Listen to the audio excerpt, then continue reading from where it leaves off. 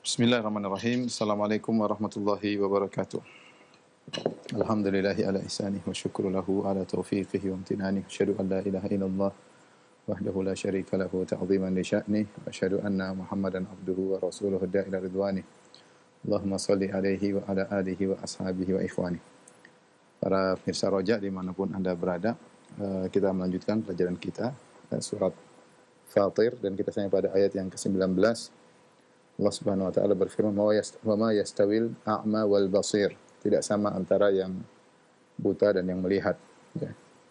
Walal dzulumatu walan nur, tidak sama juga antara kegelapan-kegelapan dan cahaya. Kemudian Allah berfirman, "Walal dhillu walal harur." Dan juga tidak sama antara yang teduh dengan yang panas. Walal dhillu walal harur. Wa ma yastawil ahya walal amwat. Tidak sama antara yang hidup dengan mayat-mayat. Innallaha yusmi'u may yasha. Ya, sungguhnya Allah mendengarkan, ya. Allah memberikan pendengaran kepada siapa yang Allah kehendaki. Wa ma anta bimusmi'im man fil qubur. Sementara engkau tidak sanggup menjadikan orang dalam kubur bisa mendengar. In anta illa nadhir. Ya. Allah Subhanahu wa taala, in anta illa nadhir, ya. Sungguhnya engkau hanyalah pemberi peringatan. Ini adalah Allah membicarakan tentang perbandingan antara orang beriman dengan orang kafir. Ya, Allah memberikan perumpamaan bahwasanya tidak sama antara yang buta dengan yang melihat, kemudian antara cahaya dengan kegelapan, antara tempat yang teduh dengan harur, dengan angin yang panas, kemudian tidak sama antara yang hidup dengan yang mati.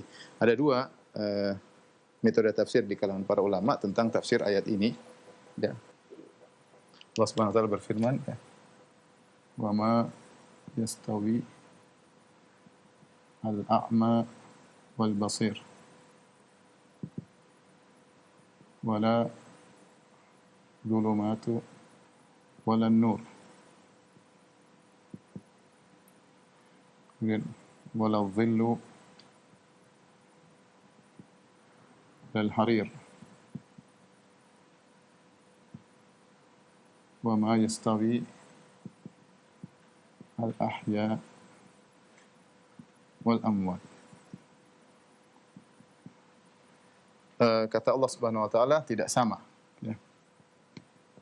Tidak sama antara yang buta dengan yang melihat. Dengan yang melihat. Wala dhulumatu wala nur, kegelapan dengan cahaya. Tidak sama. Wala dhillu walal harur, dhil yaitu tempat yang teduh dengan angin yang panas. Wa ma yastawil ahya walal amwat.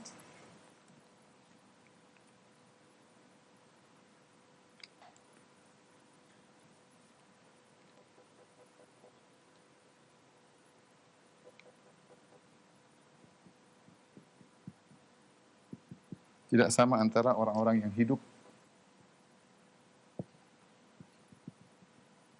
dengan orang-orang mati.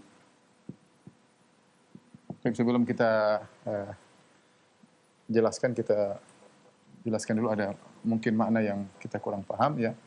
Buta yang melihat jelas, kegelapan di sini jamak kegelapan, jamak dari zulmah, jamaknya zulumat, ya. Zil tempat yang teduh, zil itu tempat yang teduh seperti di bawah pohon, namanya zil. Walal harur, ya. Al-harur ada dua, ya. As-samum dengan al-harur. Ini maknanya adalah angin yang panas. Maknanya adalah angin yang panas.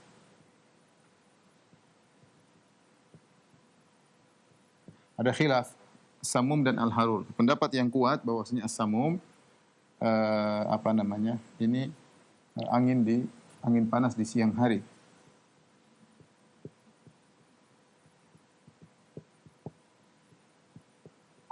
Adapun al-harur, ya, maka ini bisa angin panas di siang atau malam hari.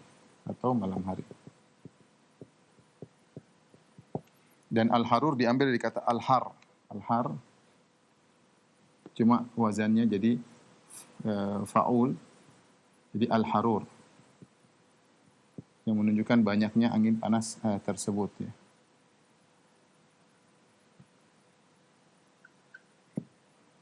Ini makna dari al-harur. Taib, para ulama dalam menafsirkan ayat ini ada dua metode ya. Dua metode dalam penafsiran ayat ini ya.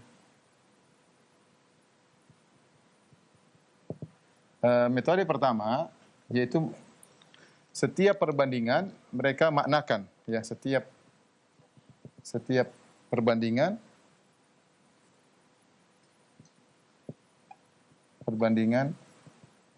mengisyaratkan pada makna tertentu.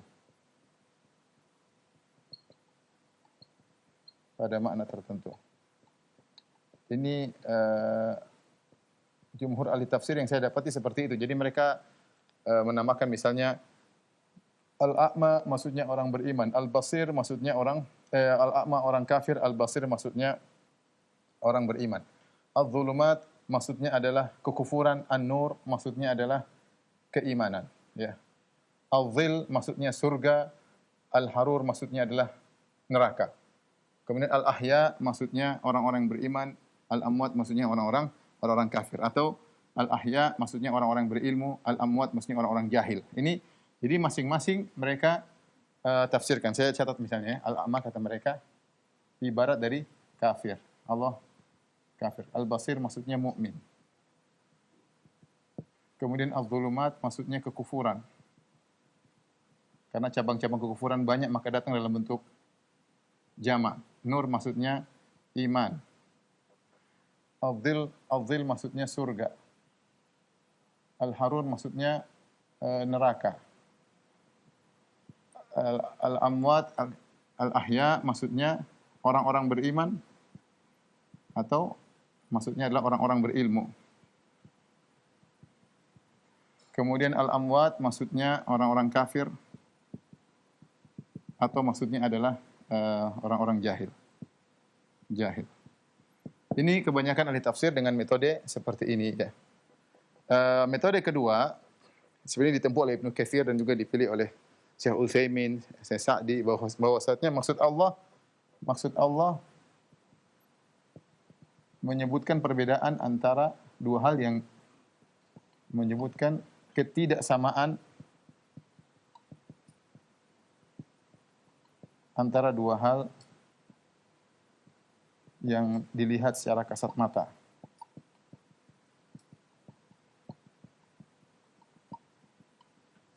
Tujuannya untuk menekankan perbedaan antara mukmin dan kafir. Perbedaan antara mukmin dan kafir. Ini jadi menurut Ibnu Katsir atau sebagian ulama, maksudnya Allah menjelaskan semua orang tahu orang buta tidak sama dengan orang melihat. Perbedaan jelas sekali. Semua orang tahu kegelapan tidak sama dengan cahaya. Semua orang tahu tempat teduh tidak ada tempat berteduh, tempat yang panas, ada angin panas. Semua orang tahu orang mati tidak sama orang hidup. Kalau begitu, ini semua menggambarkan tentang semua tentu jelas berbeda antara mukmin dan kafir. Intinya itu. Ini metode yang kedua, bukan maksudnya ditafsirkan satu persatu, tapi dua metode para mufassirin dan dua-duanya punya wajhun, punya sisi tafsir yang kuat ya. Tapi perhatikan di sini mungkin ada sebagian kita bicara tentang i'rab atau tentang ya, wala di sini la 1, la 2, la 3, la 4, la 5. Ada 5 la di sini. 1 2 3 4 5 ya. Yang la di sini semua di i'rab dengan la sama dengan zaidah. Zaidah maksudnya secara lafal atau secara i'rab tidak diperlukan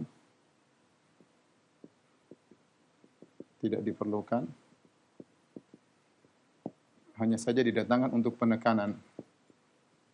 Didatangkan untuk penekanan.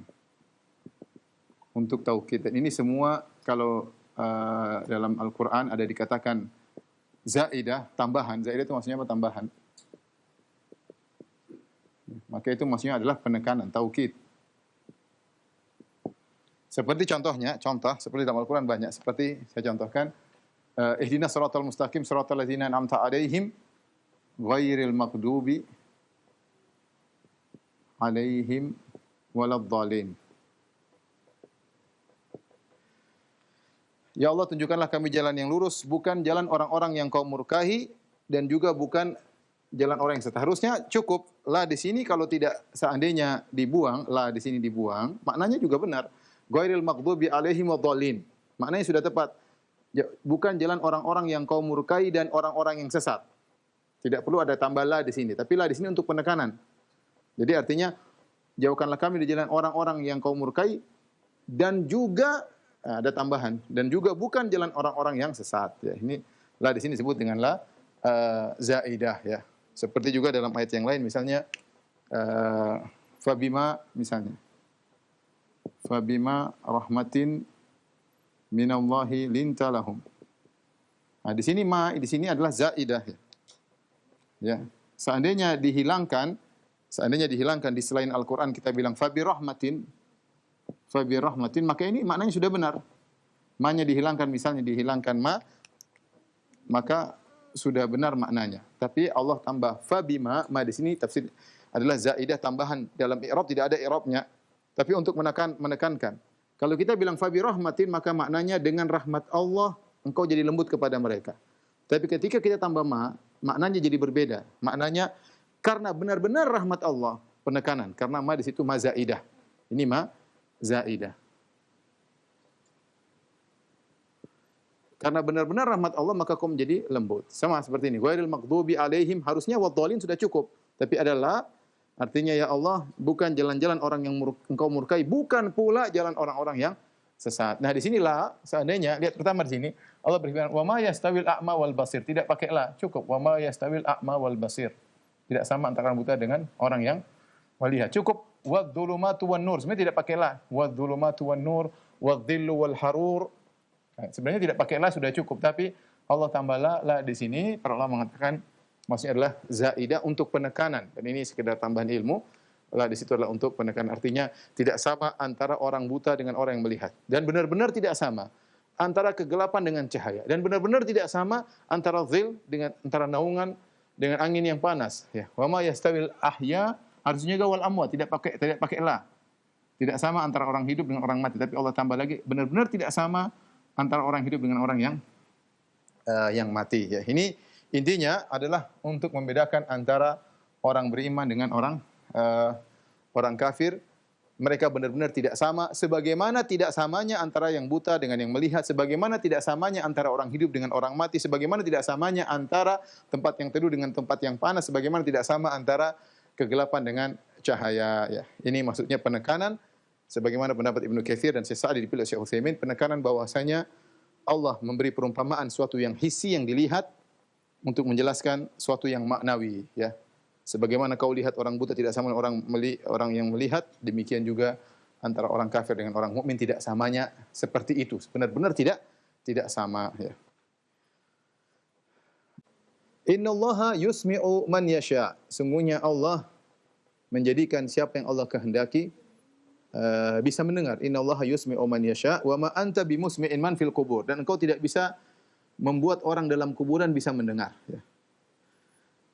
In anta illa nadhir, kau hanyalah pemberi peringatan. Di sini Allah menjelaskan bahwasanya yang memberikan hidayah hanyalah Allah. Nabi SAW hanyalah memberi hidayatu al-irsyad, ya, atau hidayatul ilm. Nabi hanya menjelaskan ilmu, ya, hanya memberi petunjuk, hidayatul irsyad. Wa innaka latahdi ila siratim mustaqim. Sungguh engkau benar-benar Muhammad beri petunjuk kepada jalan yang lurus. Tetapi yang buat mereka bisa menjawab seruan Nabi, bisa mendengar dengan pendengaran, menerima apa yang didakwakan oleh Nabi, hanya Allah Subhanahu wa taala. Itu hidayatul taufik. Itu disebut dengan hidayatul amal. Bagaimana mengamalkan ilmu yang telah mereka pahami. Bisa jadi di antara mereka ada orang kafir yang paham apa yang diajarkan oleh Nabi, tapi hatinya tidak tertarik untuk mengamalkan apa yang diajarkan oleh Rasulullah SAW. Makanya Allah mengatakan, Inna Allah yusmi'u may yasha. Allah yang maknanya secara bahasa maknanya, sungguhnya Allah menjadikan siapa yang Allah kehendaki untuk mendengarmu. Tapi kalau kita artikan secara maknawi, maksudnya Allah memberi hidayah kepada siapa yang Allah kehendaki. Allah beri hidayah kepada siapa yang Allah kehendaki. Wa ma anta bimusmi'in man fil qubur, dan engkau tidak bisa memberi petunjuk, tidak bisa menjadikan orang dalam kuburan bisa mendengar. Mayat, kalau kita datang ke mayat, kita bilang bertakwalah kepada Allah, percuma. Tidak bisa. Percuma, sudah selesai, dia sudah mati, tidak bisa mendengar apa yang kita ucapkan. Ya, ini adalah ejekan bagi orang kafir bahwasanya mereka itu seperti mayat-mayat dalam kuburan, tidak bisa lagi mendengar apa yang kau sampaikan. In anta illa nadhir, kau hanyalah pemberi peringatan. Kau tidak bisa beri petunjuk kepada mereka, wahai Rasulullah sallallahu alaihi wasallam. Jangankan orang-orang kafir yang jauh dari Nabi, bukan yang sangat dekat seperti Abu Talib, paman Nabi yang sangat Nabi cintai, Nabi sallallahu alaihi wasallam tidak bisa beri petunjuk kepada Abu Talib. Allah mengatakan, innaka latahdi man ahbabta. Kau tidak bisa beri petunjuk kepada orang yang kau cintai. Makanya yang tepat bagi mereka adalah kau beri peringatan. Kalau mereka tidak beriman, ya sudah, beri peringatan kepada mereka. Innama anta nadhir. Padahal Nabi SAW adalah nadhir wa bashir. Basyiran wa nadhira.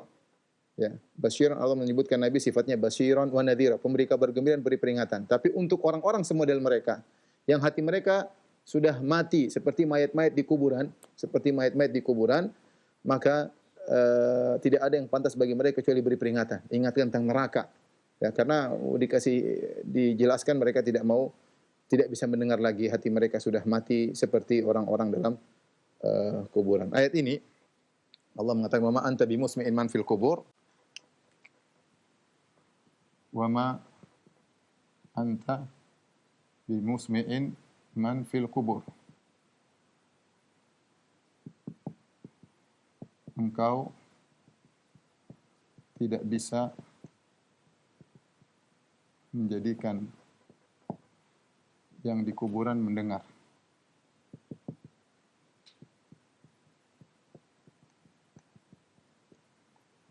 Apa tujuan Allah mendatangkan ayat ini? Tujuannya artinya perumpamaan, artinya sebagaimana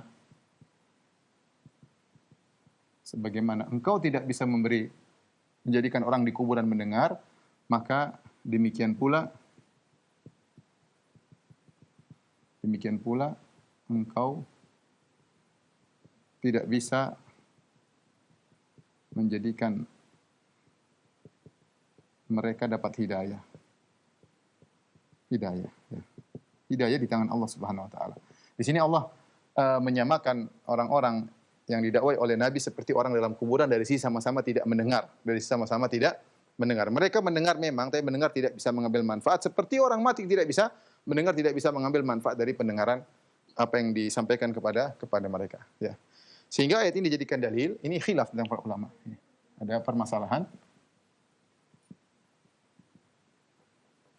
Apakah orang dalam kuburan bisa mendengar? Apakah mayat atau ruh dalam kuburan bisa mendengar? Ada khilaf di kalangan para ulama, bahkan khilaf di kalangan para ulama ahlu sunnah tentang apakah mayat dalam kuburan kalau didatangi bisa mendengar. Maka ada pendapat yang mengatakan bisa, namun dalam kondisi tertentu. Yang benar hukum asalnya tidak bisa. Ya. Wallahu a'lam bishawab. Pendapat yang kuat, ya. Pendapat yang kuat, hukum asal mayat dalam kubur tidak bisa mendengar. Tidak bisa mendengar. Dalilnya apa? Dalilnya ayat ini. Ya, mendengar. Dalilnya adalah ayat ini. Ini ayat dalilnya. Karena kalau mayat bisa mendengar maka tidak pas. Allah tidak bisa menjadikan dalil. Ternyata kalau mayat bisa mendengar dalam kuburan berarti Allah tidak bisa menjadikan ini sebagai dalil. Karena Allah ingin menyamakan orang-orang kafir yang tidak mau mendengar seperti mayat yang tidak bisa mendengar. Berarti suatu hal yang diterima bahwasanya mayat tidak bisa mendengar. Makanya dijadikan dalil. Tadi kan kita sudah sampaikan sebelumnya Allah berdalil dengan suatu yang hissi yang ditangkap oleh kasat mata, tidak sama antara yang buta dengan yang melihat, tidak sama antara cahaya dengan kegelapan. Nah, kalau begitu tidak sama antara orang beriman dan orang kafir. Sekarang Allah beri perumpamaan lain. Kau dakwahi mereka, mereka enggak bakalan dengar. Sebagaimana mayat kalau kau dakwahi enggak bisa mendengar. Artinya mereka sama-sama tidak bisa mendengar. Cuma ini tidak mendengarnya secara hissi, adapun yang orang hidup secara maknawi tidak mendengar. Dia tidak bisa memenuhi panggilan dakwahmu, tidak bisa menjawab dakwahmu. Jadi suatu hal yang sudah diterima oleh akal sehat dan secara kasat mata, mayat tidak bisa mendengar. Taib, ada di sana hadis-hadis yang mengesankan seakan-akan mayat bisa mendengar. Contoh hadis yang pertama Sahih Bukhari dan yang lainnya, ketika Rasulullah SAW dalam perang Badar, kemudian Rasulullah SAW setelah selesai, kemudian Abu Jahal dan yang lainnya dikubur di Qalibi Badar di sumur perang Badar. Kemudian Rasulullah SAW berkata, wahai Abu Jahal, wahai fulan, wahai fulan, wahai fulan, hal wajadtum ma wa'ada rabbukum haqqan? Apakah kalian telah mendapati janji Allah kepada kalian?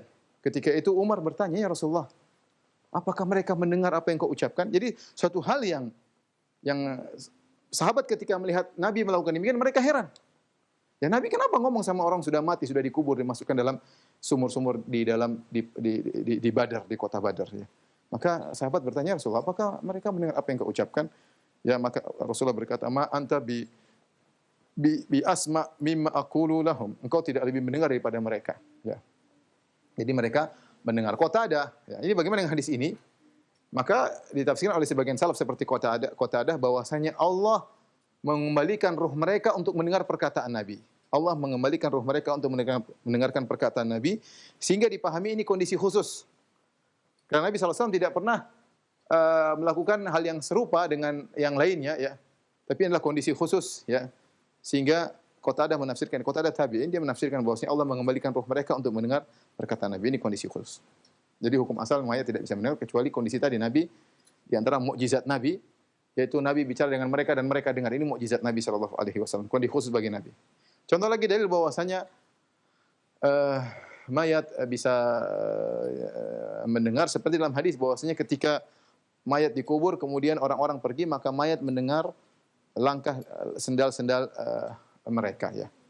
Maka para ulama menjelaskan ini juga pendengaran khusus. Tidak disebutkan mayat mendengar mereka ngomong ini ngomong anu, cuma mendengar langkah kaki mereka. Sehingga dia sedih ketika ditinggalkan oleh mereka, ya. Tidak melazimkan dia mendengar perkataan orang di atas kuburan. Nabi hanya menyebutkan dia mendengar langkah kaki mereka. Seandainya mayat mendengar ucapan mereka, obrolan mereka, Nabi akan sebutkan. Bahkan bukan cuma suara sendal mereka, bahkan obrolan mereka mayat dengar. Tapi jawabannya tidak. Ya, Nabi hanya mengatakan mayat tersebut mendengar langkah kaki mereka. Qur'ani alihim, ya. Langkah sendal mereka menunjukkan mayat aslinya tidak mendengar. Ini pendengaran khusus, pendengaran tentang langkah kaki mereka yang meninggalkan kuburan sehingga membuat dia bersedih. Dia tahu bahwasanya saudara-saudaranya, teman-temannya yang mengantarnya akan meninggalkan kuburan, dia bersendirian di dalam kuburan. Demikian dalam satu hadis yang diperselisihkan oleh para ulama, namun yang benar hadisnya dhaif, yaitu bahwasanya disebutkan jika ada seorang datang ke kuburan, ya, yang dulu dia kenal di dunia, kemudian beri salam kepadanya, maka dia akan menjawab salam. Ya, mimman kana ya'rifuhu fid dunya. Kalau ada seorang dikubur terus temannya, dulu waktu dunia mereka saling kenal. Kalau orang yang datang ke kuburan memberi salam, maka didengar oleh penghuni kubur. Pertama, hadis ini dhaifkan oleh Syekh Albani rahimahullahu taala karena dalam sanadnya ada rawi-rawi yang tidak dikenal, ya. Ada yang majhul. Kemudian yang meskipun hadis dibawa oleh Ibnu Abdul Bar tapi ada di dalam sanadnya rawi yang majhul. Ya, yang kedua, kalaupun hadis ini sahih, maka ini pendengaran khusus juga. Pendengaran khusus salam, hanya salam. Salam dari siapa? Salam orang yang dulu pernah dikenal di dunia. Artinya tidak semua orang datang ke situ bisa dia dengar salamnya. Karena mimman kana ya'rifu fid dunya, dia hanya mengenal orang mendengar salam orang yang dia kenal di dunia, ya. Sehingga ini merupakan pendengaran khusus. Wallahu a'lam bishawab, ya. Bahwasanya pendapat yang benar mayat tidak bisa mendengar. Jika mayat bisa mendengar maka tidak pas pendalilan Allah. Allah berdalil untuk menunjukkan orang-orang kafir yang dakwai oleh Nabi tidak bisa mendengar sebagaimana mayat tidak bisa mendengar. Berarti hukumnya mayat tidak bisa mendengar. Itu yang kita tangkap secara hissi, mayat tidak bisa mendengar. Kalau sudah mati mau kita goyang dia tidak mendengar. Wallahu a'lam bishawab, ya. Ya, dari situ kemudian muncul khilaf di kalangan para ulama tentang orang yang datang ke kuburan kemudian berbicara dengan penghuni kubur, wahai penghuni kubur, sampaikanlah permintaanku kepada Allah misalnya, atau dia minta tolong kepada penghuni kubur, maka ini apakah dia syirik akbar atau syirik asghar?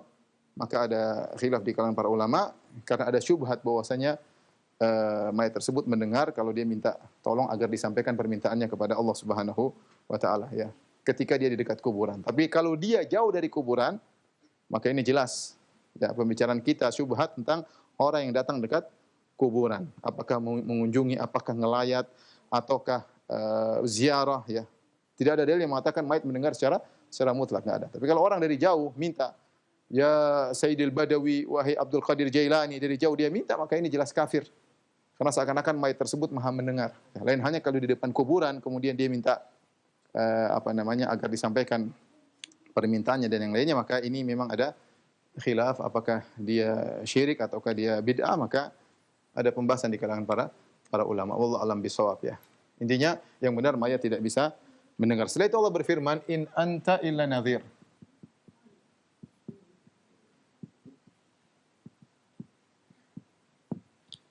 Tidaklah engkau kecuali hanya pemberi peringatan. Tidaklah engkau, wahai Muhammad sallallahu alaihi wasallam, kecuali hanya pemberi peringatan.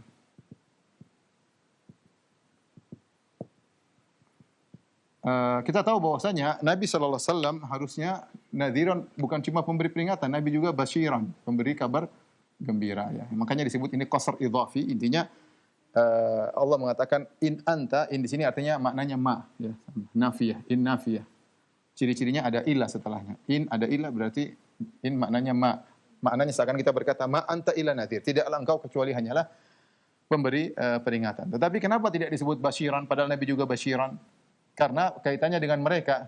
Karena percuma mereka diberi kabar gembira, mereka tidak mau mendengar, mereka seperti mayat, maka cukup bagi mereka untuk diberi peringatan. Ya, cukup bagi mereka yang seperti mayat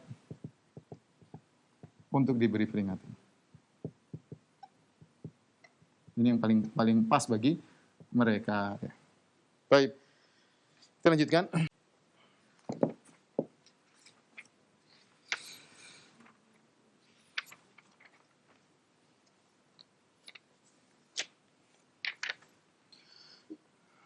Kata Allah Subhanahu wa taala, "Inna arsalnaka bil haqqi basyiran wa nadhira." Perhatikan di sini.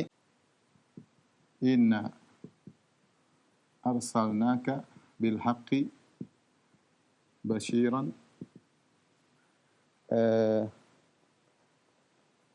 wa nadhira. Ya. Sungguhnya kami mengutusmu bil haqq.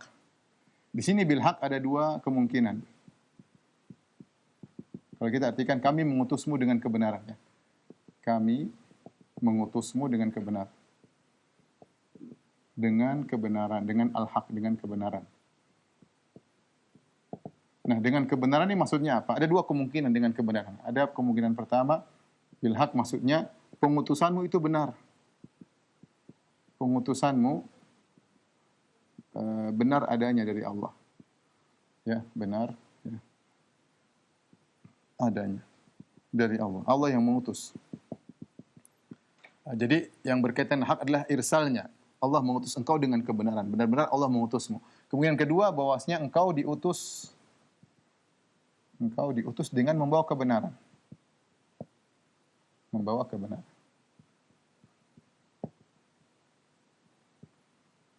Ini dua-dua saling melazimi. Rasulullah SAW benar-benar diutus oleh Allah Subhanahu wa taala. Ya, Allah memilih, wallahu a'lamu haitsu yaj'alu risalatah. Allah tahu ke mana dia letakkan risalahnya. Allah pilih Nabi sallallahu alaihi wasallam, Allah persiapkan di mana dia al-amin sebelum dia diangkat menjadi seorang rasul, seorang yang sangat jujur. Maka benar Allah mengutus dia sebagai seorang rasul kebenaran. Yang kedua, engkau diutus dengan membawa kebenaran. Kebenaran lawan dari kebatilan. Lawan dari kebatilan. Lawan dari kebatilan ya. Ya. Dan semua yang dibawa oleh Nabi pasti benar. Karena ini konsekuensi dari dia adalah seorang utusan Tuhan. Semua yang dibawa oleh Nabi SAW pasti benar ya. Tidak ada yang dibawa oleh Nabi yang bukan kebenaran ya. Maka seorang ketika berhadapan dengan dalil dari Al-Quran maupun Sunnah, dia harus tundukkan akalnya untuk menerima itu semua. Fala wa rabbika la yu'minun. Kata Allah, demi Rabbmu, mereka tidak akan beriman. Hatta yuhakimu ka fima syajara bainahum, sampai mereka menjadikan engkau hakim di antara perkara yang mereka perselisihkan. Tsumma la yajidu fi anfusihim harajan mimma qadait. Kemudian mereka tidak mendapati gundah gulana atau kejengkelan atau ketidakpuasan apa yang kau putuskan. Wa yusallimu taslima, dan mereka benar-benar menerima keputusanmu. Ini dalil menunjukkan bahwasanya namanya orang ketika melihat hukum dari Nabi SAW, terkadang dia tidak terima. Ya, kok bisa begini? Ya, sudah, dia harus tundukkan. Kalau engkau mengaku Nabi sebagai seorang Rasul, raditu billahi rabba, wa bil islami dina, wa bi Muhammadin rasula. Aku ridha Muhammad sebagai Rasulku yang Allah utus kepadaku. Aku ridha. Kita zikir pagi petang, kita baca itu.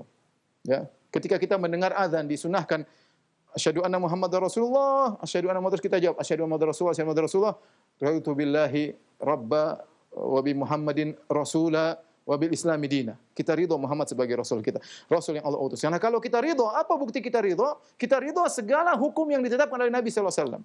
Tidak seperti orang-orang liberal yang kemudian milah-milih, ya ini enggak benar, ini tidak sesuai dengan kondisi, ini tidak sesuai dengan sosial di negeri kita, ini tidak sesuai dengan adat istiadat di sekitar kita, dan macam-macam mereka memilah-milih. Jadilah syariat Nabi sallallahu alaihi wasallam difilter oleh otak mereka.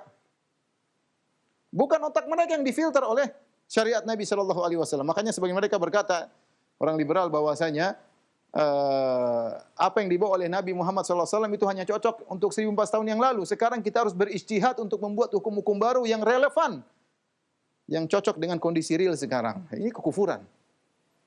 Maka benar perkataan Imam Malik, ya laita syi'ri bi ayyi aqlin yuzanul kitab wa sunnah. Ya. Faradiyallahu al-Imam Malik, anil Imam Malik. Allah meridai Imam Malik sekali berkata, dengan akal siapa kita menimbang Al-Qur'an dan Sunnah, ya. Seharusnya akalmu ditimbang dengan Al-Qur'an dan Sunnah. Fala wa rabbika la yu'minun. Sungguh mereka tidak beriman sampai mereka menjadikan kau hakim, wahai Muhammad. Ya. Allah Subhanahu wa taala berfirman, wa in tanaza'tum fi syai'in faruddu ila Allah war Rasul. Jika kalian berselisih, kembalikan kepada Allah dan Rasulnya. Sekarang enggak kebalik. Dalil yang kita timbang dengan dalil ditimbang oleh otak mereka, Al-Qur'an ditimbang oleh otak mereka, hadis ditimbang oleh mereka. Kita bilang Allah mengatakan inna arsalnaka bil haqq, yang dibawa oleh Nabi semuanya kebenaran, tidak ada satu kebatilan pun. Semuanya benar. Selama itu hadisnya sahih, selama itu ayat Al-Qur'an, hadisnya sahih, maka itu pasti merupakan kebenaran. Kemudian kata Allah Subhanahu wa taala, wa in min ummatin illa khala fiha nadhir. Kata Allah setelah itu, wa in ummatin illa khala fiha nadhir.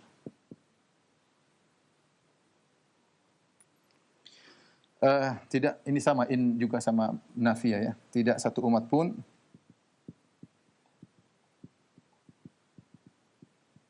kecuali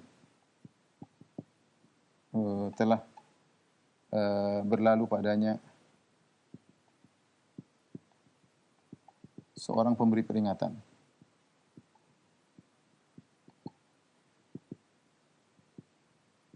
Yang ayat seperti ini banyak, seperti walaqad ba'atsna fi kulli ummatin rasulan an ibudullah. Sungguh kami telah mengutus pada setiap umat seorang rasul, ya. Jadi rasul, diutusnya rasul, para rasul kepada umat-umat adalah suatu yang sangat urgen bagi mereka. Harus ada rasul yang membimbing mereka.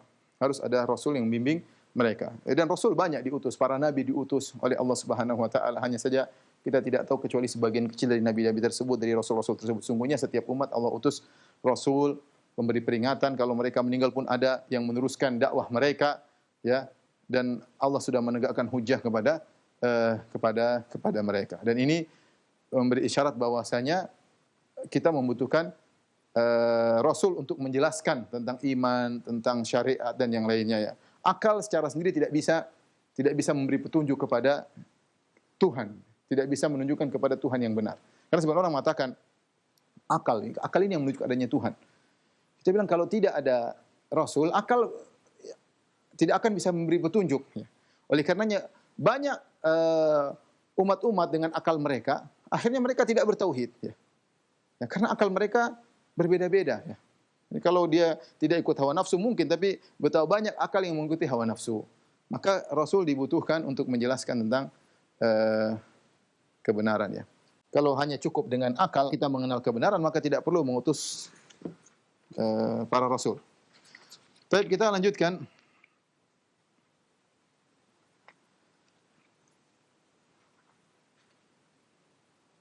Allah Subhanahu wa taala berfirman setelah itu, wa iyyukadzibuka faqad kadzdzaba alladziina min qablihim ja'atuhum rusuluhum bil bayyinat wa biz zuburi wa bil kitabil munir. Kata Allah Subhanahu wa taala, jika mereka mendustakan engkau wahai Muhammad, faqad kadzdzaba alladziina min qablihim. Sungguh sebelum mereka juga ada orang-orang yang telah mendustakan nabi-nabi mereka. Ja'atuhum rusuluhum bil bayyinat. Sungguhnya rasul-rasul dahulu telah datang kepada umat-umat mereka bil bayyinat, dengan ayat-ayat yang jelas, wabil zuburi, dengan ayat-ayat yang tertulis, wabil kitabil munir, dengan kitab yang memberi penjelasan yang sempurna. Ayat ini adalah tasliyah, hiburan bagi Nabi SAW ketika Nabi didustakan oleh orang-orang musyrikin Arab, bahkan didustakan oleh sukunya sendiri, suku Quraisy, bahkan didustakan oleh pamannya sendiri Abu Lahab, ya. Maka Allah menjelaskan, wa iyyukadzibu, kalau mereka mendustakan engkau wahai Muhammad, sungguhnya nabi-nabi terdahulu juga didustakan. Mereka juga sama seperti engkau wahai Rasulullah. Mereka datang dengan bil bayyinat, dengan ayat-ayat, ya.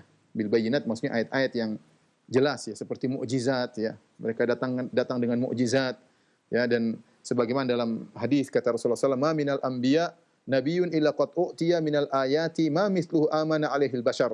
Tidak ada seorang nabi pun yang diutus oleh Allah kecuali dia diberikan ayat-ayat, diberikan bayinat, diberikan bukti-bukti, yaitu orang bilang mukjizat yang cukup untuk manusia beriman dengan ayat-ayat tersebut.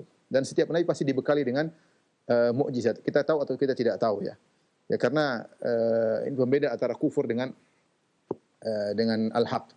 Oleh karenanya setiap nabi diberi dengan mukjizat yang menonjol, yang unggul di zaman mereka, sebagaimana disebut oleh Ibnu Katsir rahimahullahu taala. Contohnya seperti Nabi Isa diutus di zaman orang lagi membangga-banggakan tentang pengobatan, maka Nabi Isa bisa mengobati dengan luar biasa, dengan menyentuh bisa sembuh. Tidak ada sampai sekarang yang bisa menyembuhkan hanya dengan menyentuh.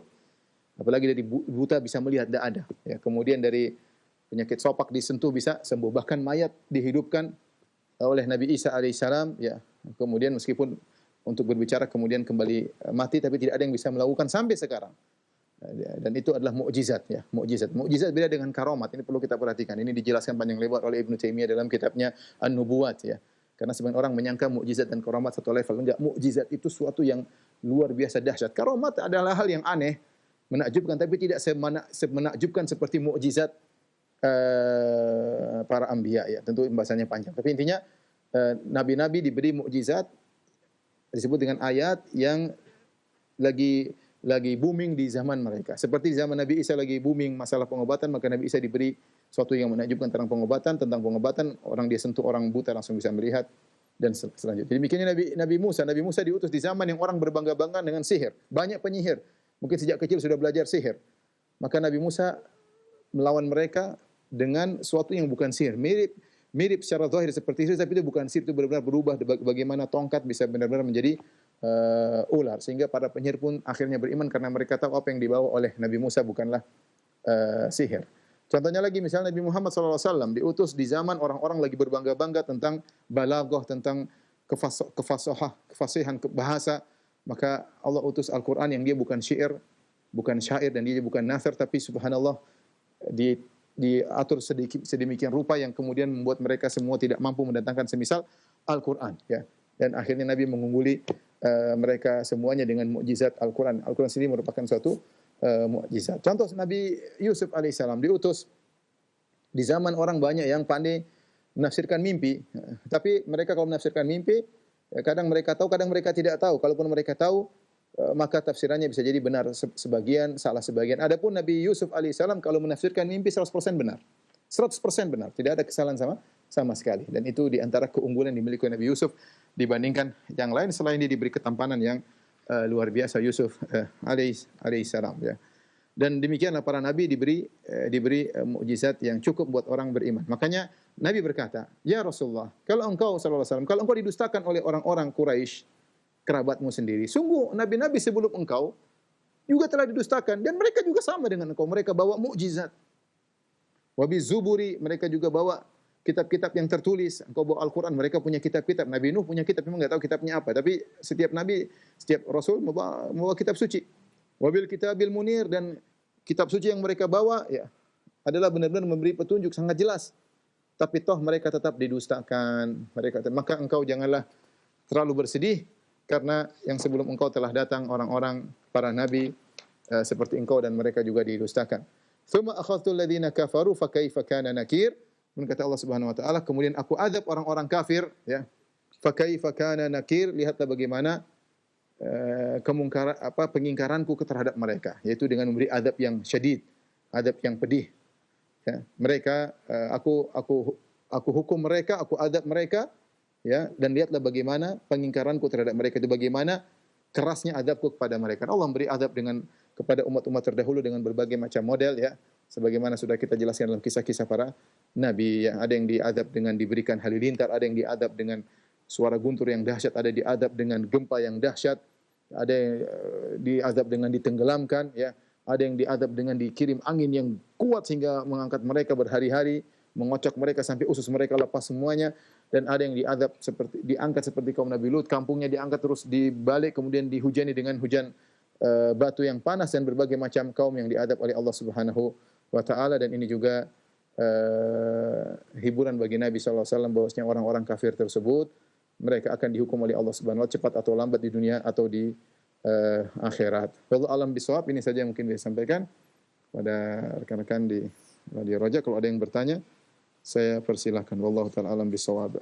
Nah, jazakallahu khairan wa barakallahu fikum Ustaz atas penjelasan materi yang sangat bermanfaat sekali di kesempatan ini berkaitan dengan tafsir Al-Quran di surat Fatir. Nah, ikhwata Islam jazakumullah, silakan bagi Anda yang ingin bertanya secara langsung. Untuk pertanyaan pertama, kita awali dari pesan singkat. Assalamualaikum warahmatullahi wabarakatuh. Dari hamba Allah, Ustadz, bagaimana cara terbaik untuk menasehati atau mendakwahi keluarga yang masih dalam kondisi non-muslim, dan apakah boleh menjenguk saudara tersebut pada saat beliau sakit, dan bolehkah kita berdoa semoga Allah menyembuhkannya? Mohon penjelasan dari Ustadz. Jazakallahu khairan. Wallahu a'lam bishawab. Saya rasa mendakwahi mereka diantaranya dengan akhlak yang mulia, serta topiknya langsung pembahasan masalah tauhid, ya.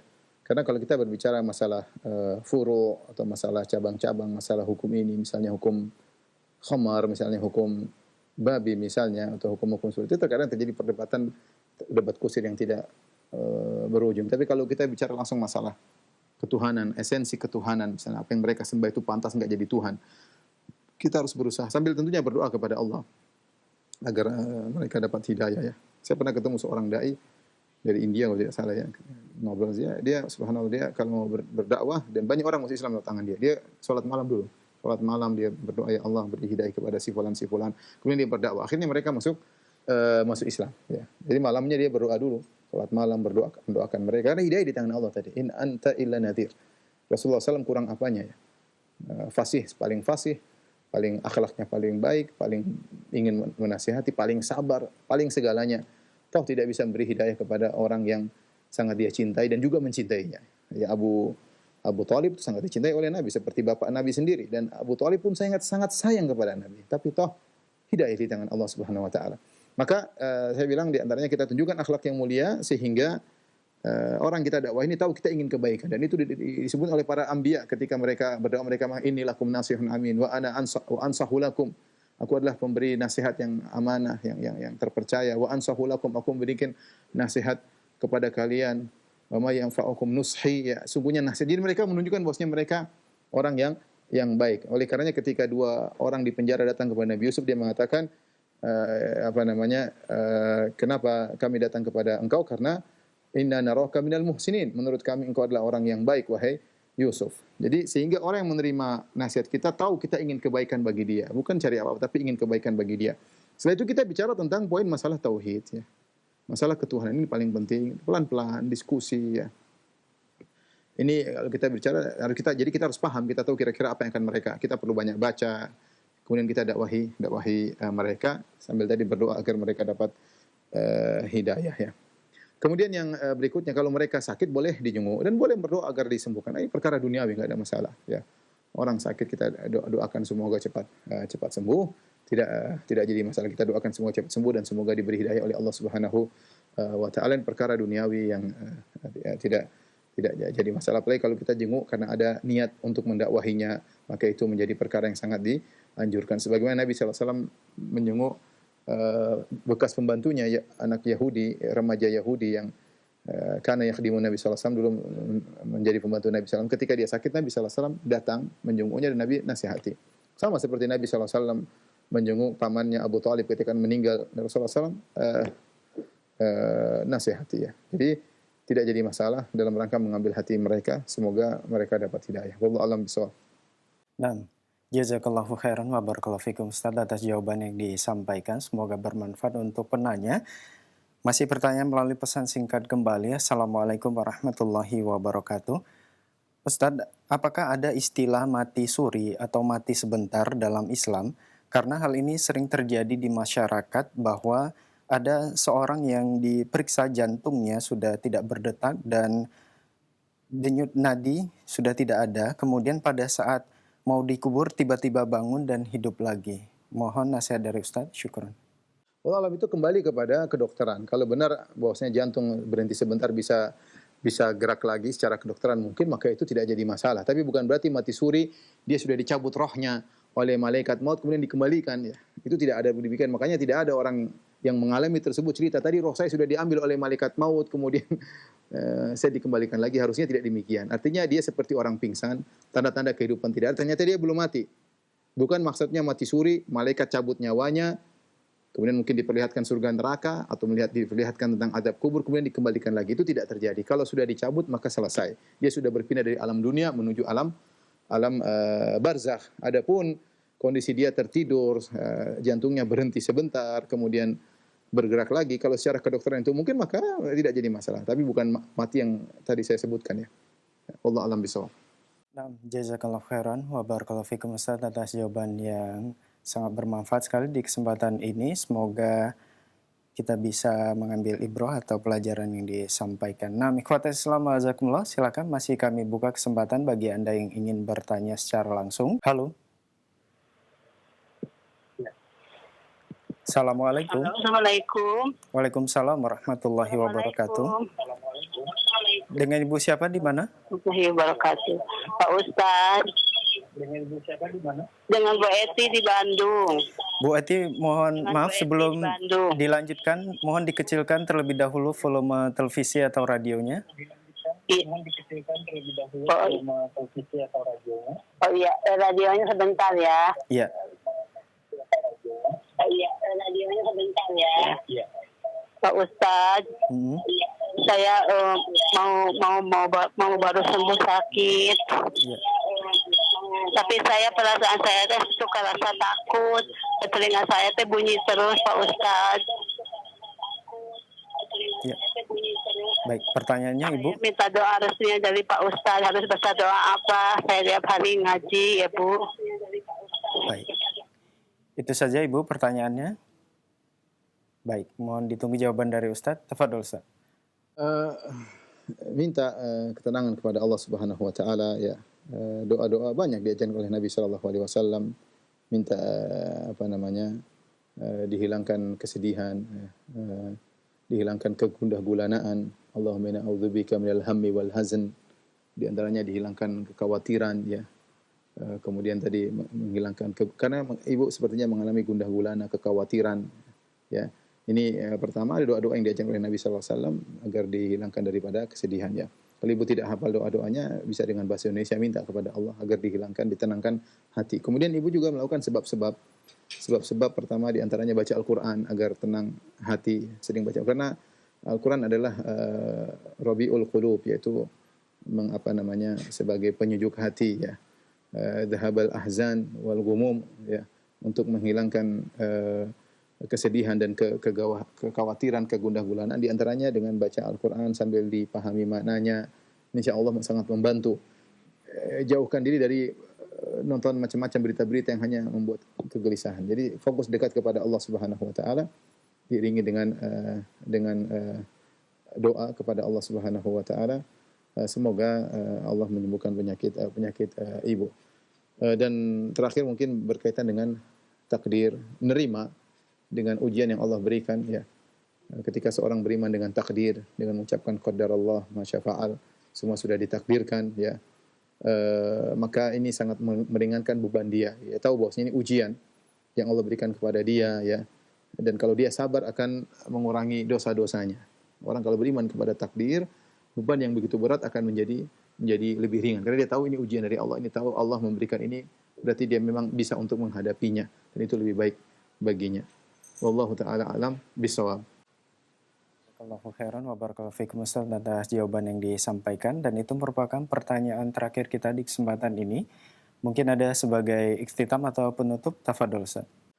Alhamdulillah, para pemirsa Radio Raja dimanapun Anda berada, teruslah kita dekat dengan Al-Quran, sabar dalam membaca ayat-ayatnya, sabar dalam pelajari isinya. Ya, Allah telah menjelaskan tentang sifat-sifatnya, tentang syariatnya dengan Al-Quran, bahkan mengutus seorang Rasul untuk menyampaikan risalah dari Allah Subhanahu Wa Taala. Maka seorang berusaha mempelajari risalah tersebut, pelajari Al-Quran tersebut. Inilah kitab kebahagiaan. Inilah Al-Quran, kitab ketenangan ya, di dunia maupun di akhirat. Semoga Allah Subhanahu Wa Taala menjadikan kita ahlul Quran dan orang-orang yang senantiasa dekat dengan Al-Quran. Wabillahi taufiq wal hidayah. Assalamualaikum warahmatullahi wabarakatuh.